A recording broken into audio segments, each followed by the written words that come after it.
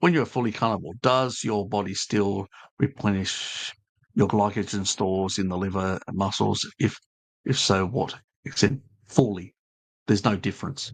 They've actually done the experiments with people on low carb, ketogenic type diets, where zero sugar coming in from the diet, and the glycogen levels and all that are pretty much. Gluconeogenesis covers that. Gluconeogenesis doesn't require much energy at all. It's basically not only demand driven, but also it's it's a hydrolysis process. So the amount of Gibbs free energy required in the process of hydrolysis is close to zero, which means it's like a cascading effect down a waterfall.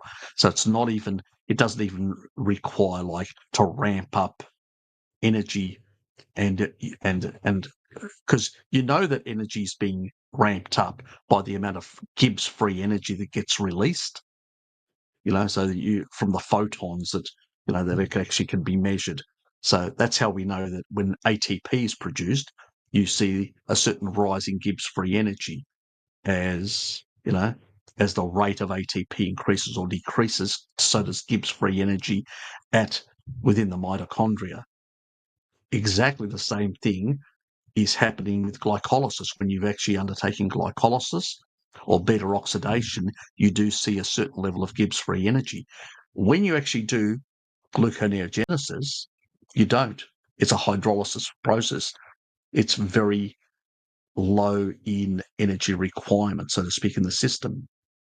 Forget about the hormones. The hormones are basically signaling and telling the body, we need more glucose, produce it. That's what, cortisol plays a lot of different roles. That's one of its roles, like insulin. Insulin doesn't only store things in the fat cells, it stores things in the musculoskeletal. It signals other things as well in the body. These hormones play multiple roles. Unfortunately, we've been indoctrinated by low carb community, low fat community, all these different communities to demonize hormones or view them in that they are primarily doing one thing. They're doing multiple things. And so, depending on what is in there, I mean, the dawn effect is the obvious thing that actually just gives that away. A slight rise in cortisol signaling, telling the body to release a whole lot of free fatty acid and glucose into the bloodstream to get the person going.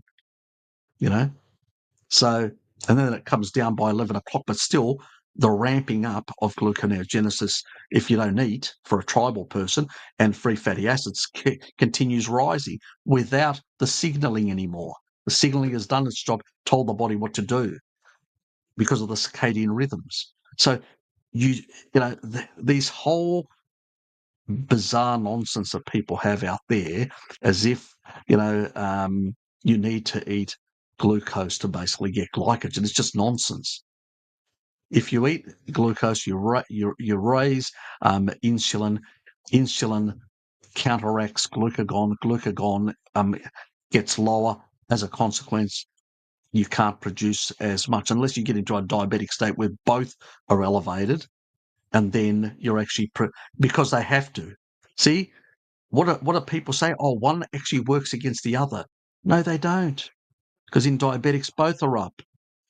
If they were counteracting each other, that's signaling for certain things to do. This is signaling for other things to do.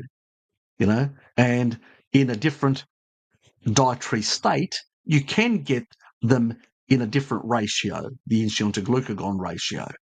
But that doesn't mean that one is basically just hammering the other in some sort of bizarre way. No, the signaling that happens is appropriate for what is coming in, the inputs and outputs. It's a system, remember.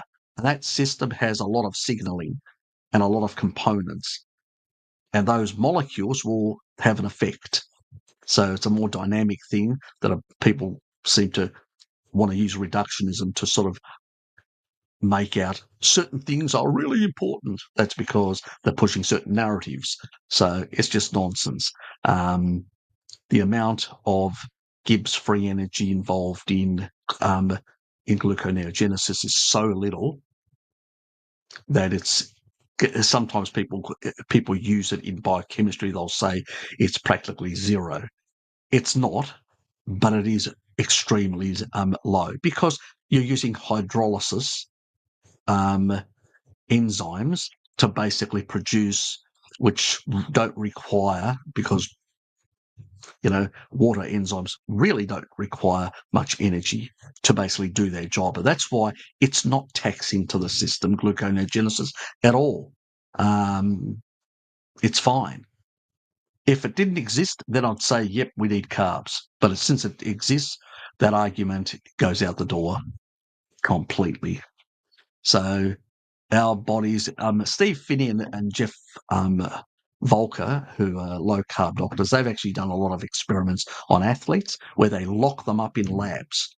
This is the top quality research. Can't get any better than that. And they basically show quite clearly that that's not the case. Your glycogen remains pretty good. This is the other advantage of being on a low-carb diet. You don't bonk. Anybody that is an athlete knows what bonking means. You've depleted your glycogen stores and all that. Why? Because you've got elevated insulin, because you're taking down carbs while you're, all the gels and stuff like that. And so you can't access your fat.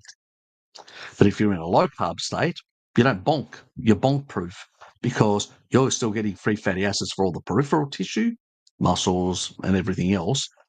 And you're producing as much glucose as you require through gluconeogenesis, which, as I said, it's a hydrolysis enzymatic sort of process, which does not require a lot of energy, and it just basically provides what the body needs for the brain and red blood cells and certain other tissues that require a certain amount. So, not an issue, completely a non-issue. People just like to create problems out of nothing.